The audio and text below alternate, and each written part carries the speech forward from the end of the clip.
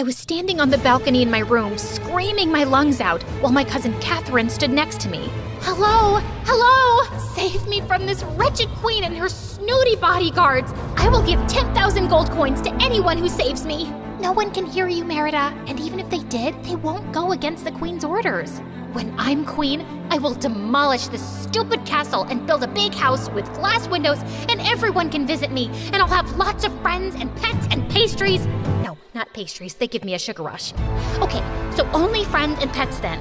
You wish. Just then, I heard the queen screaming my name, and I ran in the other direction to save my soul. Hi, I'm Merida, a real-life princess from someplace in the world. Please like and subscribe. My mom, the queen, was really strict, but she wasn't always like this. She used to be a fun-loving mom who loved spending time with me. But when I turned 5, Dad went out hunting. He fell from his horse, hurt his back, and was permanently bedridden. Mom had to take up all his responsibilities, and since then, she turned into the Wicked Witch of the West. To make matters worse, when I was 7, I was with my mom inaugurating a children's park when this homeless guy picked me up and started running.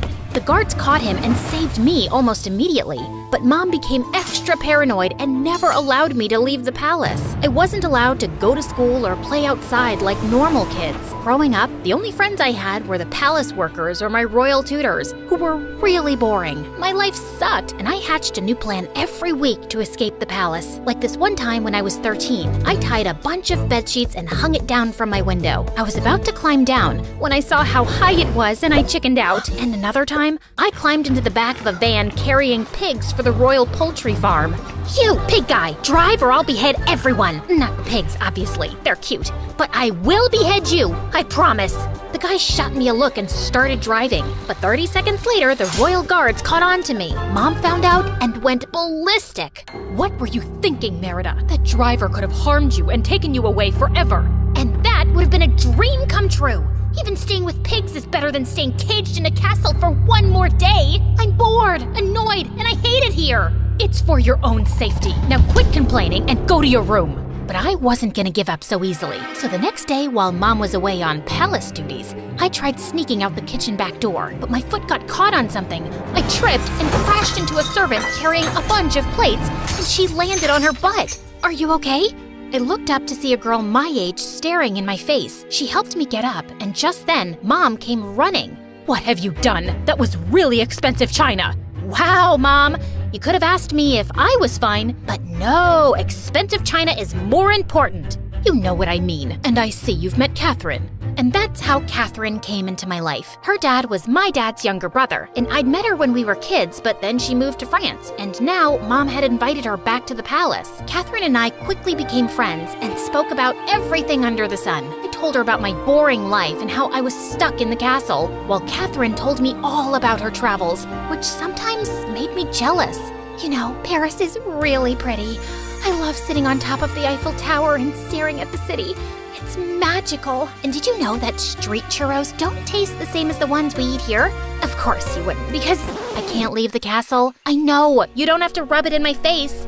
Sorry, I didn't mean to, but why don't you just sneak out? You think I haven't tried? My mom has the nose of a dog. She can smell me out. But you didn't really have help before.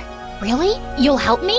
Of course. What are sisters for? Catherine kept her promise, and the next day when Mom left for her daily royal duties, she led me through the back gate of the castle. The guards were scattered everywhere, so Catherine and I had to be careful. We were hiding behind a huge wall, trying not to get spotted, when a huge trash truck stopped right in front of us, and Catherine signaled for me to climb in. This is your brilliant idea to sneak me out? A trash truck? I'm sorry if it's not up to your expectations, but it's literally the only way out that will escape the guards' attention. Whatever, fine. After the longest, bumpiest, and smelliest ride of my life, the truck finally stopped. Without warning, Kathy yanked me out like a bag of potatoes, and we fell into some bushes nearby. Welcome to the real-life princess. Let's go. I look like a homeless person dipped in a pile of poop. I'm not going anywhere looking like this. But it's the perfect disguise. Who would think a princess is walking around smelling like a pig? Hey, watch it. Don't forget that when I'm queen, Yeah, you'll behead half the population. Can we go now? We only have a few hours before the queen comes back. It took years before I was finally out of that miserable palace. so I didn't want to waste any time. Catherine took me to a photo booth to capture my first day out, and we ended up clicking a dozen pictures. I was still in the photo booth when she went outside to get something to eat, and this really cute boy walked in. I tried to run away before the boy saw my face, but I tripped over my own foot and went flying into his arms. Whoa, is it fate or did the most beautiful girl in the world fall into my arms? He smiled and my heart raced, but just as he came closer, I started sneezing like crazy. Are you okay? I'm sorry. I must be allergic to something. Just give me Just then, the curtain flew open and Kathy angrily pulled me out. The hot dogs in her hand went flying, and one of them hit the pretty boy in the eye. Ow! Wait, will I ever see you again? No, now get out of our way! As Kathy dragged me away, I waved goodbye to the boy, feeling like I'd just lost the love of my life. We went through a secret tunnel through a church that opened at the backside of the castle, and I was stunned to know that something like this even existed. We quickly slipped inside the castle before someone noticed. Wow, that was so cool. How did you know about this? My dad might have mentioned it. Then why did you drag me through the trash truck? Seriously? That's your concern? If that boy hurt you, the queen would have killed me for sneaking you out. It was a mistake, and I'm not doing it again. But now, I didn't need Catherine's help. I already knew about the secret tunnel. So the next day, I sneaked out through the passage and went straight into town. I went back to that photo booth where I saw the same boy sitting outside kicking the air. You came. I was hoping I'd run into you again. I couldn't stop thinking about you.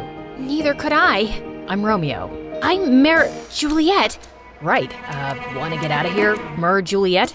It was lame, but I wasn't gonna tell him my name yet. I need to trust him completely. And for all I know, his name wasn't Romeo either. Over the next few days, I sneaked out every day just to meet Romeo, and I was smitten. He was cute, fun, really kind, and even volunteered at a local children's hospital at times. One day, he took me to the hospital with him, and I could see how everyone's eyes just lit up seeing Romeo. Hi, Romeo. Is this your new girlfriend? She's very pretty. Are you guys gonna get married?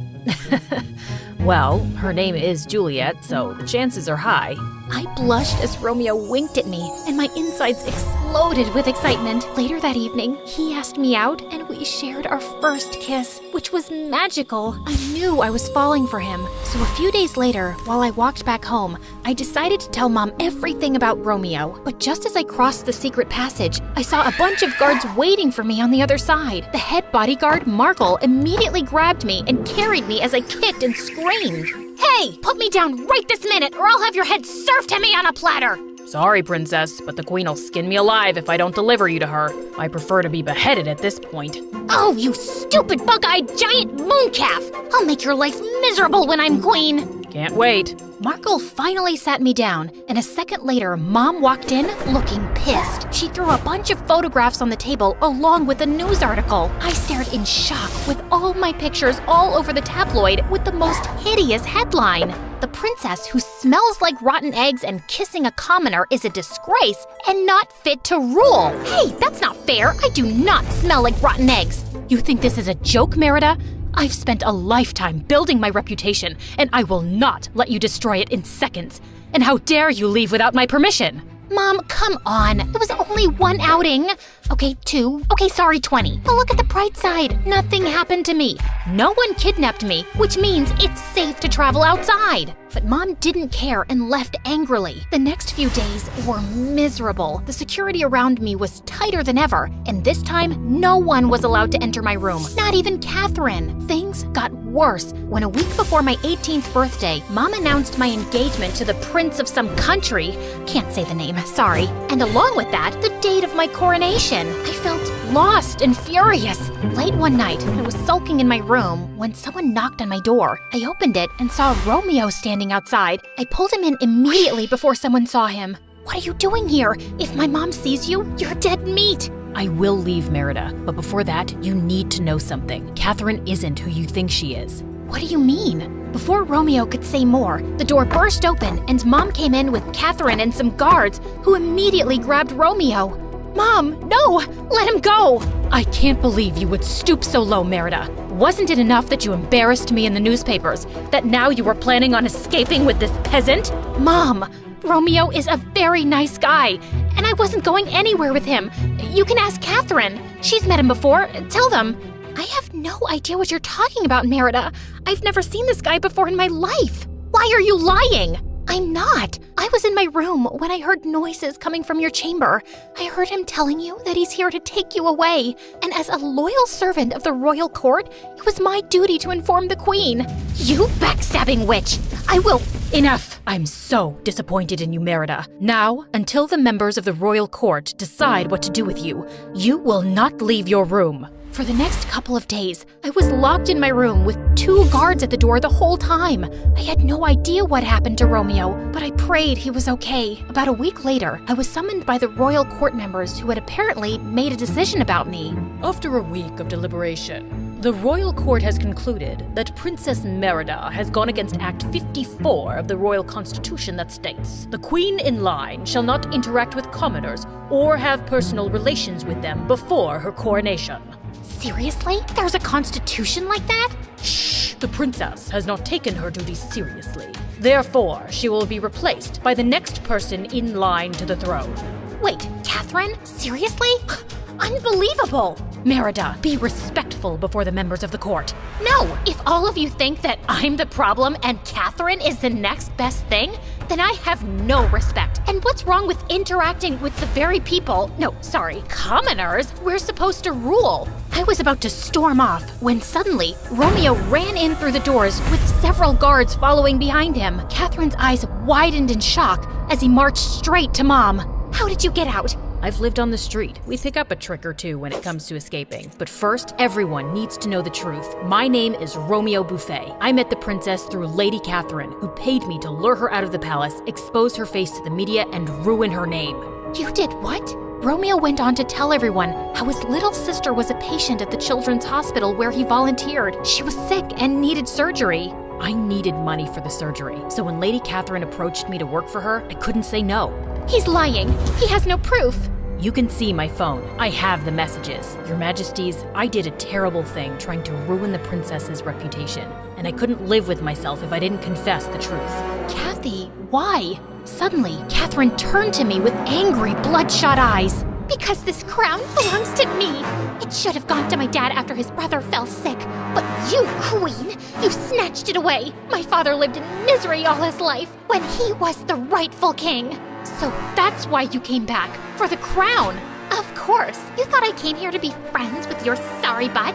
Please. I hired this butthead so I could somehow ruin your reputation in front of the court, and your mom would banish you from the throne on her own. I would have succeeded if this jerk wouldn't have barged in. I'm gonna kill you when I'm the queen. Which will be never. I've heard enough. Get this girl out of here. And if I ever see your face near the palace again, Catherine, you'll never see the light of day again. The room was quiet as Kathy was dragged out of the hall kicking and screaming. And that was the last time I saw her. The queen then got up, grabbed the scroll from the royal speaker, and tore it to pieces. What are you doing, Your Majesty? That's the only copy of the Constitution there is. I'm the queen, and I make or break the Constitution. I'm sorry, Merida. I thought I was doing the right thing by keeping you safe, but sometimes parents can be wrong. I wasn't the best daughter either, Mom. I made life tough for you when all you wanted was to keep me safe. I promise I'll be better. Mom and I hugged it out and finally made up. Overcome with emotion, I ran to Romeo and hugged him too. I'm still mad at you for deceiving me, but I get why you did what you did. Also, I missed you a lot. Think we could start again? Nothing would make me happier. Romeo and I started dating officially. His sister's surgery was a success and was fully paid for by the palace. 2 years later, I was officially 21. Romeo and I tied the knot, and I was ordained as the next queen. Don't worry, I haven't beheaded anyone. Yet.